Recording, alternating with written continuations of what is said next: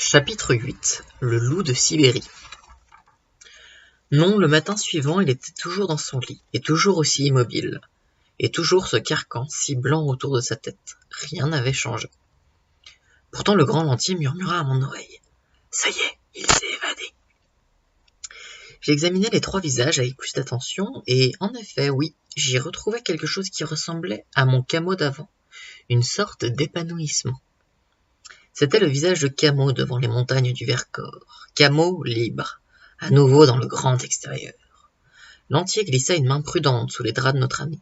Il en retira les deux limes. L'une d'elles était cassée. Tu vois, on n'est jamais assez prudent.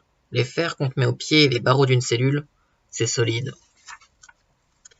La peur qui m'avait un instant quitté revint comme une énorme vague à la vue de cette lime brisée.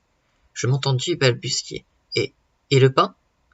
Plus une miette, répondit Lantier. Il a tout mangé. Je devais être plus blanc que le pansement de Camo, parce que Lantier ajouta. Toi aussi tu devrais aller manger un morceau, sinon tu vas tomber dans les pommes. Camo ne prononça pas un mot ce jour-là, ni les jours suivants. Pourquoi il ne parle plus? Lantier hochait lentement la tête, comme si je n'y comprenais rien. Tu sais ce que c'est la Sibérie? Un désert de neige. À qui veux-tu parler dans un désert de neige? Il s'est évadé. Il faut qu'il traverse la Sibérie maintenant.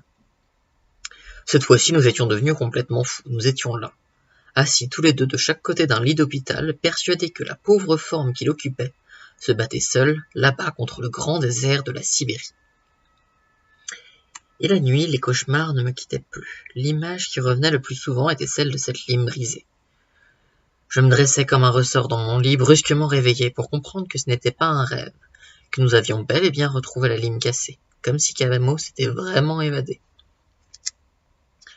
Plus moyen de me rendormir. Sur la table de nuit à côté de moi, la montre cassée marquait toujours 11 heures. Camo se tut pendant des jours, et nous mîmes un certain temps à nous en apercevoir. Il perdait des forces. Son visage se crevait, sa chaleur s'enfuyait. Lantier essaya de nouveau le coup de la veste sous les draps. Rien à faire. Il semblait que rien au monde, désormais, ne pourrait le réchauffer. Lantier aussi maigrissait à vue d'œil. Et moi, je me sentais comme quelqu'un qui ne pourrait plus jamais fermer les yeux. Puis un jour, il parla. La Sibérie est un grand estomac de glace. À mon regard stupéfait, Lantier répondit par un sourire malin qui voulait dire « Tu vois, qu'est-ce que je te disais? La Sibérie. » Camo continuait de parler. La Sibérie avale cru, digère tout et ne rend jamais rien. Il parlait si bas que nous étions obligés de coller presque notre oreille et sa bouche. Le souffle qui en sortait était glacé. Mais moi, Camo, on ne me mange pas. Il eut une sorte de petit rire gelé. Toi non plus, le loup, tu ne me mangeras pas. Le loup? Quel loup? Camo n'en dit pas davantage ce jour-là. À la maison, Pop et Moon commençaient à s'inquiéter pour ma santé. Jusqu'à présent, le malheur de Camo leur avait fait presque oublier mon existence. Quand ils se réveillèrent, j'avais perdu 5 ou 6 kilos, et j'avais si peu dormi que mes yeux brillaient comme du charbon dans leurs orbites rouges. Branle-bas de combat, double dose de soupe et d'entrecôte. On appela le docteur Crab qui me fit des piqûres. Docteur, est-ce qu'un prisonnier a jamais pu s'enfuir de Sibérie? Il rabattit les draps sur mes fesses douloureuses et dit « Il n'y a pas de prison dont un homme ne puisse s'évader.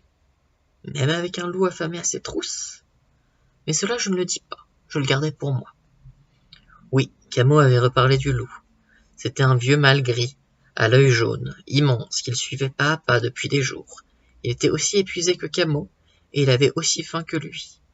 La nuit, lorsque Camo ne trouvait pas de bois pour faire du feu, ils restaient tous les deux à ses pieds, assis face à face.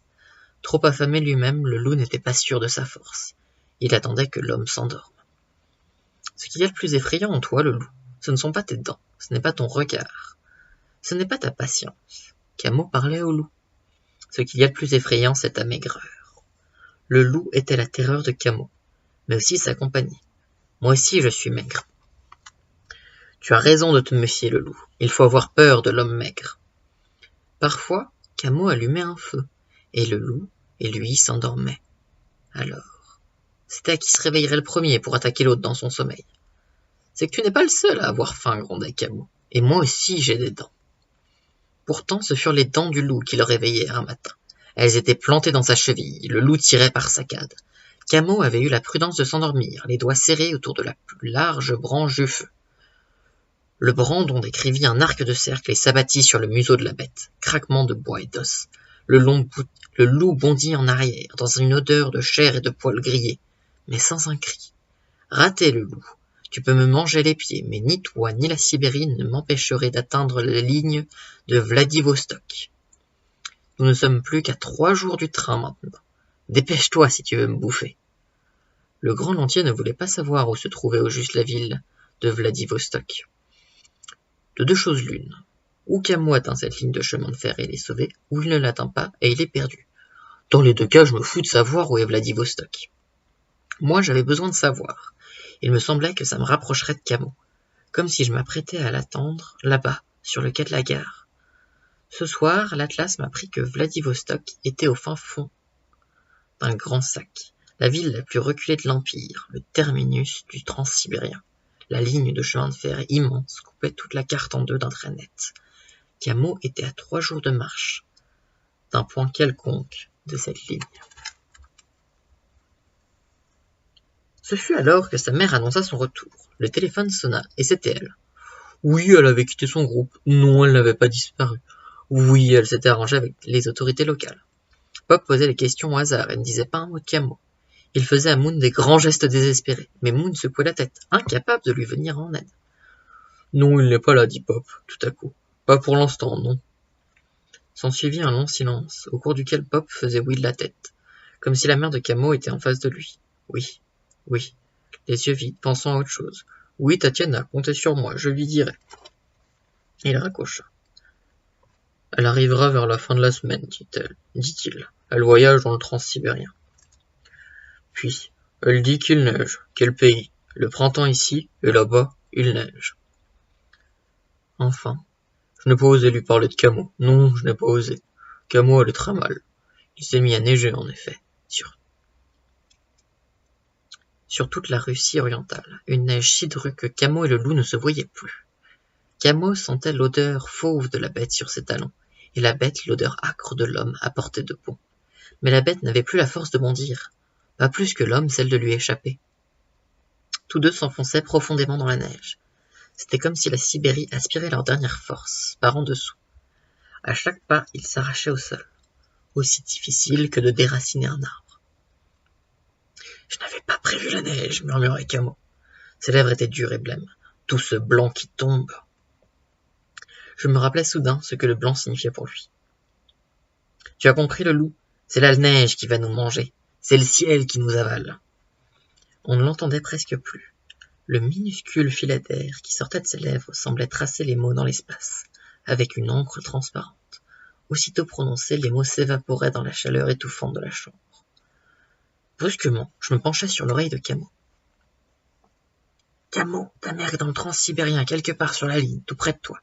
Elle est là, Camo. » Mais il ne répondit pas. Il ne parlait plus. Cette fois-ci, dit le grand lantier, c'est foutu. Nous marchions dans Paris. Nous n'étions pas pressés de rentrer chez nous. Nous étions seuls. Le grand lantier dit encore. Il se sera bien battu. Puis, tu as remarqué, il n'y a pas de bourgeons aux arbres. Le printemps est en retard cette année. À quoi je répondis. De toute façon, il n'y a pas d'arbres dans cette putain de ville. Dans ma chambre, sur ma table de nuit, la montre de Camo marquait toujours 11 heures.